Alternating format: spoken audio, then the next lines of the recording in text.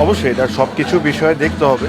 আমি যেটা বললাম যে আমি যে পজিশনে আছি, কথা না বলার আগেই কোনো কমেন্ট করাটা উচিত হবে না। আমি তাদের সাথে, তারাও যোগাযোগ করেছে আমার সাথে।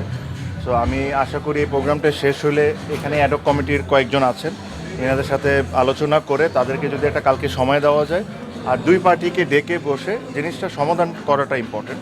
সো ওটাই আমরা চেষ্টা করব। বিকজ আপনি যদি লিগটা দেখেন, খুব চমৎকারভাবে লিগটা হচ্ছে। যদি আবনি কালকে জিতে যায়, তাহলে এমনও হইতে পারে যে যদি পরের ম্যাচটাও জিতে, যে আমরা আবনি মোহামেডান ফাইনালও হইতে পারে।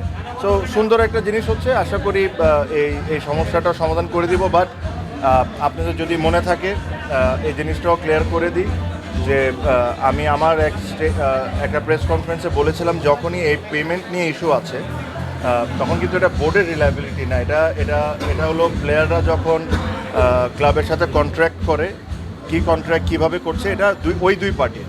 বাট ভবিষ্যতে এই জিনিসগুলো যেরকম রেগুলার বেসিসে হচ্ছে, আগেও হয়েছে, এখনও হচ্ছে, ভবিষ্যতে এটাকে ট্রাই পার্টি কন্ট্রাক্টে আনা যায় নাকি, এটা নিয়ে আমাদের একটু চিন্তা করে দেখতে হবে। বিকজ প্রতিটা সিজনে কারো না কোনো না কোনো টিমের এই কমপ্লেন আসছে, আর আজকের থেকে না, লাস্ট 10-15-20 বছর ধরে চলছে। সো এই জিনিসটাকে আমরা চেঞ্জ করে ট্রাই পার্টি কন্ট্রাক্ট করলে, বিকজ আপনারা এটাও জানেন যে বিসিবি কিন্তু ক্লাবগুলোকে একটা খরচ দেয় এখন, 25 লাখ 30 লাখ টাকার মতো একটা খরচ দেয়। সো সো বিসিবিও একটা সে থাকা উচিত আমার কাছে মনে হয়, যদি এরকম ধরনের কোনো ইস্যু আসে। সো আমি বলছি না, আমি আমি শিওর না, বাট আমি সবার সাথে কথা বলে, আর সামনে যে ইলেকটেড বোর্ড আসবে, আশা করি তারাও এই জিনিসটা দেখবেন যে প্রিমিয়ার লিগে ট্রাই পার্টি কন্ট্রাক্ট করা যায় নাকি, তাহলে হয়তোবা এই সমস্যাগুলো অনেকটা কমে আসবে।